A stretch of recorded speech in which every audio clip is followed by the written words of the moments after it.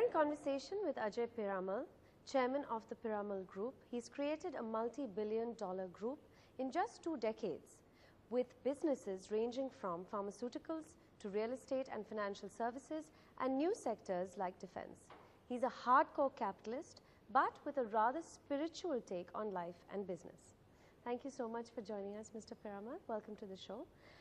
You started off with a textile company, which was loss-making, defunct, and now you've created a conglomerate, multi-billion-dollar conglomerate with a vast number of businesses, all successful in their own right. How has the journey been, and how do you keep achieving, how do you keep innovating? The journey has been a very exciting journey. The excitement is because there's always something new that's happening. So when we were in textiles, it was a challenging situation, as you said. It was a situation when government policies were against textiles, at least organized textiles. Government favored the power looms and the handlooms. And therefore, it was not the best time to be in textiles. And whereas most of the other textile mill owners stuck to textiles, we moved out into pharmaceuticals, and that was another new exciting business. It was a time when most of the multinationals who were in India at that time thought that pharmaceuticals is not something that they would like to continue to remain in India, and therefore there was an opportunity for a company like ours to invest in pharmaceuticals. So that was also a good new industry. But what drives you to keep adding businesses? If you looked at the group 3 years ago, it was completely different. I'm sure if I look at it 3 years from now, it'll again be very, very different. So what drives you? I think today's time in India, it's the growth story for India. And there's lots of new things which are happening. And therefore, that's what really drives me to see what is new, where opportunities can be created, and where value can be created. And that's why sometimes, and I think India is changing so fast, and business and industry should also change in line with that. I mean, look at you. You look so relaxed. You look like you've not been touched by the state of the economy. You've clearly made good decisions over the last few years. We've been lucky, I would say, but yes, there was an anticipation that the things would become difficult. So I could see that a few years ago that probably there was a lot of hype going on in certain areas, and which was not a real sustainable one.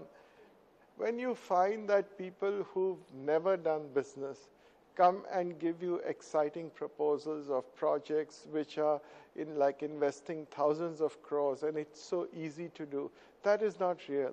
I mean, otherwise everybody should be in business, and that's what at one stage 2 or 3 years ago you would find, that these people who would have got approvals and licenses and had never done business but yet came with so much confidence.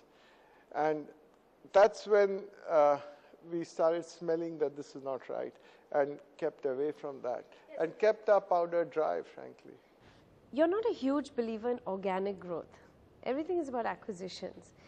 I think it is probably, I think it's a more practical thing to do in the environment that we are in today.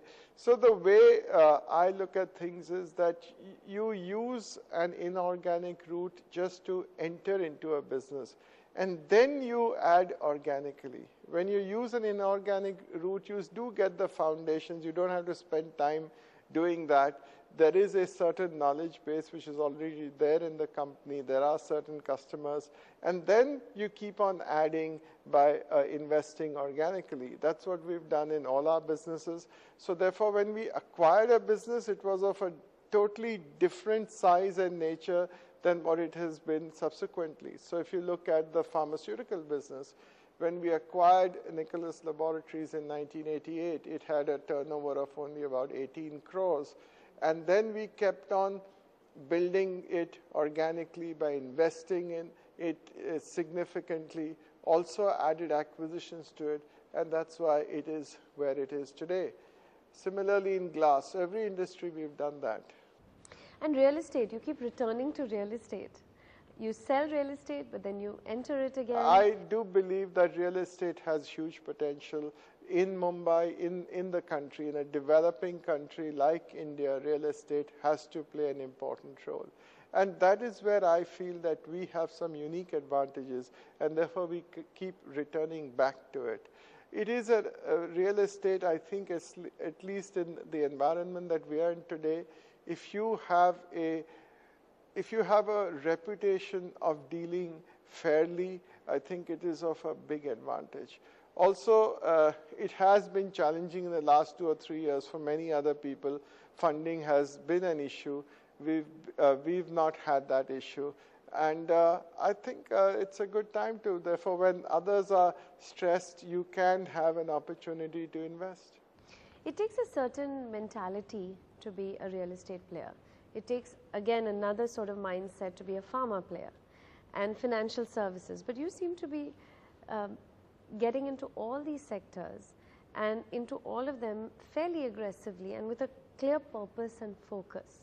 But I think there are certain values that we have which go across businesses. So it does not matter whether you're in one business or the other. India's #1 news app just got even better. Download NDTV's new app. Fully optimized for retina display.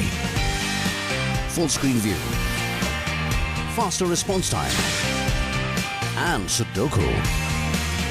NDTV's new iPad app. Download now.